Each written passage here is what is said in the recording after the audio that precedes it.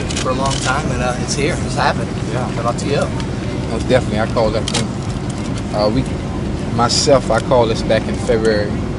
Tio and I, we talked about this at a Super Bowl party that we threw together, and really hoping that this would really come about and how big this would be for the city, this organization, let alone as a team and for this offense. His presence alone makes us tremendously better. I'm excited. I'm sure Carson is excited, and I think the most happiest person on this team should be Cedric Benson and Bernard Scott and Brian Leonard. With the impact that we're going to have attracting defenses and allowing the running game to flourish tremendously. With us being a run-first team now, it's going to be a very, very good year. Chad, you said you're Clyde, he's Bonnie, but he said he's Batman, you're Robin. I said that. I know. I said so. How does that? Yes, but he's saying you're Robin. I said. Right, I made that up. Well, how's it going to go though? If someone's got to be. He's the number one. What does it say about owner? Yeah. Ownership has to have a lot of confidence in this locker room and this team to bring somebody that good and somebody who's had some baggage on. I have baggage. I have a lot of baggage also. T.O.'s goal, his only goal right now at this point, which is our main goal as a team right now, is to win the championship. And we brought someone in that can help us do that, and that's what it's all about right now. Again, him and I have talked over the years constantly, and just dreaming of winning a championship, but actually having someone of that caliber on the opposite side of one another, it should make it extremely easy. Going to drive some defenses crazy. I think I will be using Tylenol as celebrations to send to a lot of defenses this year. Somebody's going to have a headache. I don't know who, but somebody's going to have a headache. Chad, what were you? Did you see him as number one because of what he's accomplished? I can hear you. Did you see him as number one because of what he accomplished? Yeah, of course, man. Look at what he's done. Of course, you come here, you take the lead role. It's out of respect for what this man has done over his career. It's not, I know I've done some great things here for this organization. We talk about a Hall of Fame, period, hands down. Look at the numbers. The numbers speak for themselves. So if he comes here, he is the number one receiver. Out of respect for him and what he's done. Have you learned things from him over the years? We're completely two different type of players. Our styles of play are completely different. So there's only so much I can take from his game and try to do it.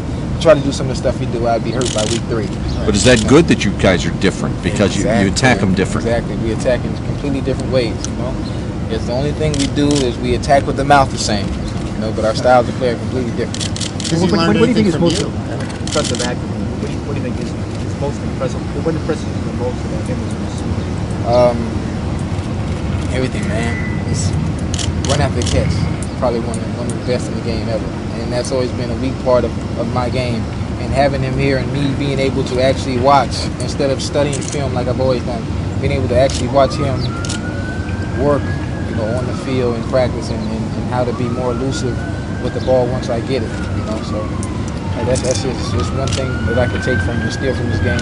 Chad, what does that mean to you about the management making a commitment like that getting to you? It's awesome, man. It's awesome. It's awesome. It says a lot about this organization.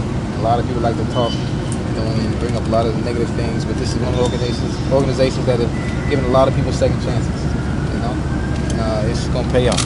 What were your first thoughts when you heard it was official? Awesome. I'm still trying to picture what people are going to do when we play.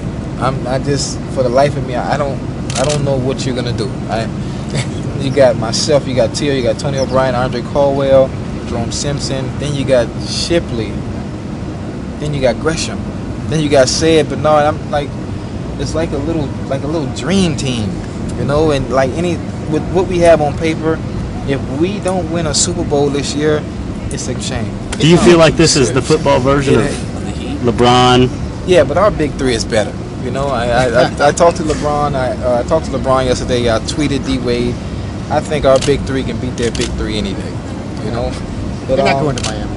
Who's the big 3? I know what you mean. But Chad, who's making the popcorn this year? I don't know. He can make the popcorn. I'm gonna make everybody kiss the baby. That's how it's gonna go. It's just gonna be a fun year, man. And a lot of people worried about the attitude and how we're gonna be able to coexist. You got people have to understand is him and I our close friends off the field, you know, with the same goal in mind and winning, and you know, the ego thing and all that is set aside. You know, we got the same. We want to win. Period.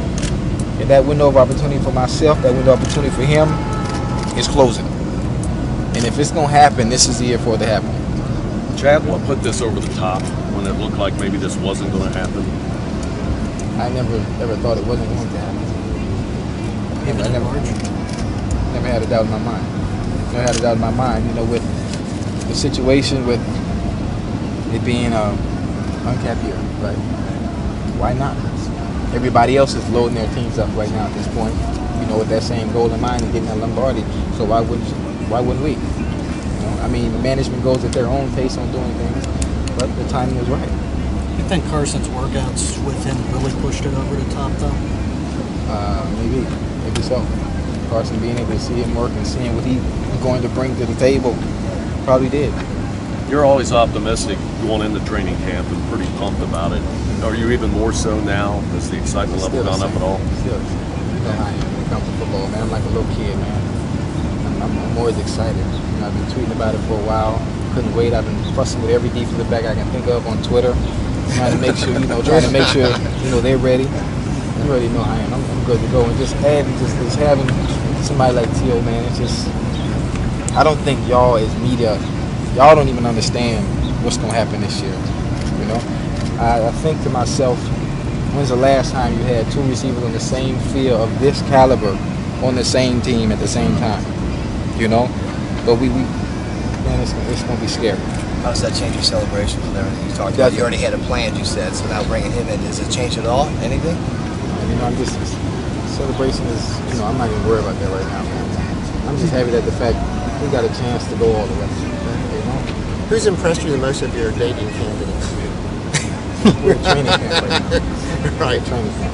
Do you think T.O. will end up with number 81? Is that going to be an issue? I'm not sure. I'm not sure how that goes. Usually, you know, when a player comes from another team, he offers. Excuse me, sir.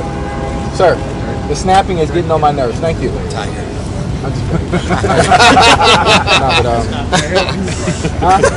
No, I'm just playing. Hey, usually a player comes from another team, he usually offers money to that player to have that jersey number. So I'm not sure how that's going to work. You know, T.O. and Antonio will work that situation out, but you know, the number doesn't make the man. The man makes the number. So, you know, this is a fresh start for T.O. Maybe you want to, you know, start up with something new. Did T.O. inspire your celebration? Is there any one? Is there any celebration? All of them. They're all cool. That's it. Can I get ready, guys?